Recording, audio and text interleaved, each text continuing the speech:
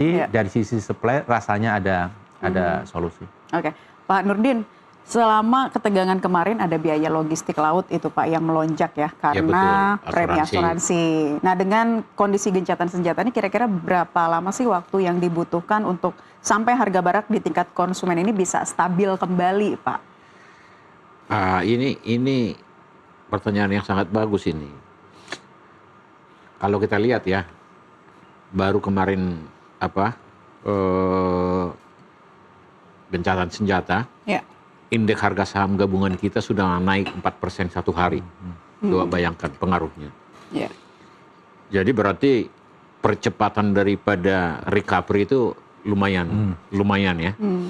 Yang kedua, bagaimana kita melihat daripada kondisi masyarakat kita sekarang, sebenarnya masih belum ada kelihatan yang krusial ya, secara ekonomi dan tersedia pangan dan energi kita tersedia. Nah, kalau ditanya berapa lama, tentunya ini adalah tergantung daripada kondusivitas selanjutnya. Kalau memang ini nanti sudah permanen dengan tersedianya stok pangan kita dan juga produksi kita yang sudah tumbuh dengan baik, kita sudah swasembada, itu akan cepat. Karena kita tidak ada kekurangan apa-apa sampai sekarang ini, kecuali kita udah paceklik. Jadi tidak ada yang dikhawatirkan sebenarnya. Kalau persoalan daripada energi tadi, kita memang ada yang import, tapi ada juga yang kita ekspor. Jadi kalau balancing, saya nggak tahu ya. Kalau kita masih surplus dulu, waktu saya memimpin di Komisi 6, membawahi BUMN, itu kita ekspor kita itu masih surplus dari apa yang kita import. Karena yang kita import itu adalah bensin, barang jadi, sedangkan yang kita ekspor itu adalah crude oil. Nah sekarang pemerintah sudah membangun daripada industri-industri baru. Seharusnya tidak akan ada masalah lagi nanti kalau itu sudah jadi. Ini sekarang pemerintah yang sebelumnya ini lengah, mereka tidak membangun daripada industri-industri perminyakan menjadi seperti solar, Pertamax dan lain sebagainya. Sekarang itu akan dilakukan. Jadi gas kita cukup bagus, ya, cukup banyak, dan itu adalah kita surplus, masih ekspor dengan itu. Jadi dari segi energi kita tidak akan ada masalah. Kedua, kita sekarang sudah masuk diperkuat dengan energi baru terbarukan melalui PLTA, solar system, dan lain-lain. Jadi kalau ini sudah secara simultan bekerja, tidak ada yang tidak akan ada permasalahan yang signifikan apabila itu berjalan. Kembali kepada yang saya katakan tadi, bahwa kalau semua elemen bangsa dan juga seluruh kabinetnya dan Pak Presiden Prabowo sudah mendukung kepada visi misi beliau yang sudah dicanangkan sejak beliau memimpin Indonesia, menurut saya tidak ada yang perlu dikhawatirkan. Tinggal kita bagaimana sekarang sinergi, fokus untuk bisa berjalan sesuai dengan keinginan daripada sistem untuk bisa menciptakan ekonomi bersih, ekonomi yang betul-betul pro rakyat, itu harus kita dukung, dan juga jangan sampai ada yang korupsi. Beliau menyatakan, saya akan kejar koruptor-koruptor sampai dengan ke ujung apa katanya? Antartika. Nah, kalau itu dilakukan, ekonomi kita itu akan segera bagus. Pasti. Saya yakin dengan itu. Dan saya kira itu yang perlu kita sampaikan kepada seluruh elemen bangsa, kita bersatu semuanya, tapi janganlah membuat daripada instabilitas atau stabilitas kita malah menjadi rusak akibat ada segelintir daripada informasi-informasi yang kurang kondusif atau yang kurang membangun. Menurut saya Indonesia masih kuat, masih bagus, karena sumber daya alam kita sangat besar, manusia kita banyak, tinggal bagaimana meningkatkan produktivitasnya, meningkatkan teknologi, dan memulai dari desa. Supaya desa itu jangan lagi lari ke kota. Seperti itu. Baik, itu dari Pak Nurdin. Pak Wija, seperti apa lagi nih kalau kata Bapak tadi kan ada sinergi, kemudian strategi juga yang harus dilakukan pemerintah menyikapi situasi saat ini. Ya, saya ingin melanjutkan apa yang disampaikan oleh Pak Nurdin ya. Jadi ada beberapa contoh negara sukses di dunia seperti Korea, Taiwan, Jepang, Cina, gitu ya. Mereka sama-sama menerapkan state capitalism. Kapitalisme, ekonomi pasar di mana pemerintah itu ikut cawe-cawe. Hanya bedanya kalau Cina, pemerintah cawe-cawe sampai implementasinya. Kalau di Jepang, Korea, Taiwan, pemerintah cawe-cawe implementasinya oleh swasta. Nah, ini contoh state capitalism yang sukses. Tapi ada juga negara yang menjalankan state capitalism tapi gagal, berantakan.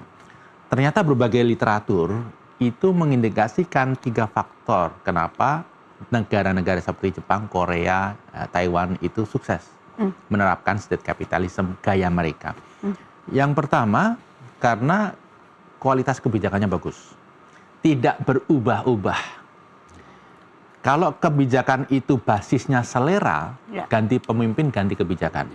Tapi kalau basisnya kalkulasi teknokratik, siapapun yang memimpin, teorinya sama, tujuannya sama, kebijakannya tetap konsisten. Itu yang pertama. Yang kedua adalah birokrat yang handal. Kalau kita meeting dengan birokrat Jepang, Korea, Cina, mereka itu keren-keren, jago, cerdas, dan menguasai bidangnya. Menguasai bidang. Jadi itu penting. Nah, yang ketiga yang beliau sampaikan tadi, korupsi.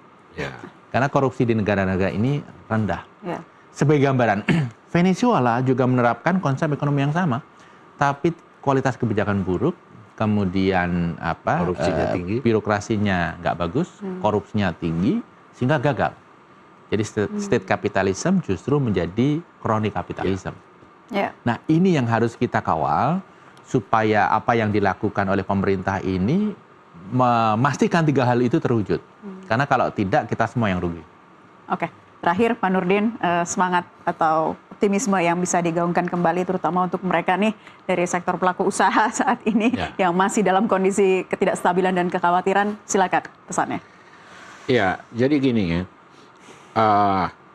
entrepreneur itu, investor itu hanya mau masuk kepada satu tempat yang iklimnya investasi di sana kondusif. Kedua, jangan berubah-ubah peraturan.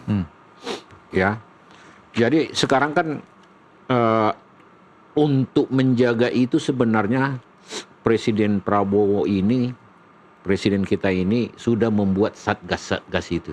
Ya, sebagai contoh saya buat satgas kehutanan lah. Jadi itu bagus. Jadi yang sudah melakukan pelanggaran itu ditindak, ya kan, dan dilakukan. Tapi harus dikelola dengan benar. Dengan 4 juta perkebunan yang dia itu kalau dikelola dengan baik, itulah yang saya katakan tadi, ekosistemnya ini harus diperbaiki dan profesionalismenya, teknologinya harus dikuasai. Jangan ditarik, tapi akhirnya menurunkan dari produktivitas. Itu sudah bagus. Tapi harus diikuti oleh para teknokrat, para pengelola supaya ini produktivitasnya makin bagus. Yang kedua, kalau memang mereka itu punya perkebunan tidak bermasalah, jangan dibuat-buat bisa bermasalah. Ada oknum-oknum tertentu yang menjadi mengkriminalisasi daripada investor itu. Ini kan jadi berbahaya. Nah, itu bukan saya bilang itu semuanya. Yang tidak bermasalah jadi dipermasalahkan, itu orang akan melihat ini negara seperti apa ini, apa yang harus dipegang. Dan memang yang bersalah harus ditindak supaya jangan terulang lagi hal yang sama. Tapi kalau investor yang tidak bersalah dibuat bersalah, siapa lagi datang investor datang ke sini? Nggak ada lagi. Itu iklim yang kondusifnya. Jadi law enforcement-nya harus dilakukan bagi orang yang salah, tapi tidak mengkriminalisasi daripada orang yang benar. Jadi ini yang perlu harus dijaga tetap kondusif dan bagaimana pemerintah membantu investor sehingga investor itu akan senang berinvestasi di Indonesia. Apakah itu investor lokal, apakah investor asing, tetapi kalau kita menggunakan daripada katakanlah kerjasama dengan investor asing itu tidak masalah. Tetapi mereka itu harusnya sebagai pelengkap mendukung daripada investor lokal. Karena kalau selanjutnya nanti mereka terus kita jadi buruh terus. Kita jadi pasar terus. Nah, kita menjadi harus tuan di negeri sendiri dengan waktu yang tidak terlalu lama. Kira-kira gitu pesan saya kepada para pengambil kebijakan dan para investor juga harus menjaga dirinya betul-betul berinvestasi di dalam negeri dan mengembangkan ekonomi dan menanamkan uangnya di dalam negeri untuk memajukan daripada ekonomi bangsa. Jangan lagi menyimpan uang di Swiss atau investasi di negara lain karena menganggap di sini tidak aman. Nah, tugas pemerintah lah membuat bahwa negara ini aman untuk investor, aman untuk kebutuhan daripada sumber daya untuk kebutuhan manusia. Nah, ini yang harus diciptakan. Ciptakanlah itu, Indonesia akan kaya raya. Saya kira begitu. Terima kasih perspektifnya narasumber kami yang sudah bergabung di kesempatan Dialog NTV Prime kali ini. Presiden Komisaris Anticorp Bapak Nurdin Tampu-Bolon dan juga ekonom senior Universitas Paramadina Bapak Wijayanto Samirin. Terima kasih sekali lagi untuk perspektifnya di kesempatan hari ini. Pemirsa, gencatan senjata mungkin membungkam meriam, tapi perang ekonomi belum benar-benar usai. Ketahanan domestik adalah kunci dan kita tidak bisa hanya bergantung pada kabar baik dari luar, melainkan harus memperkuat fondasi fiskal dan daya beli di dalam negeri. NTV Prime akan kembali untuk Anda usai jeda.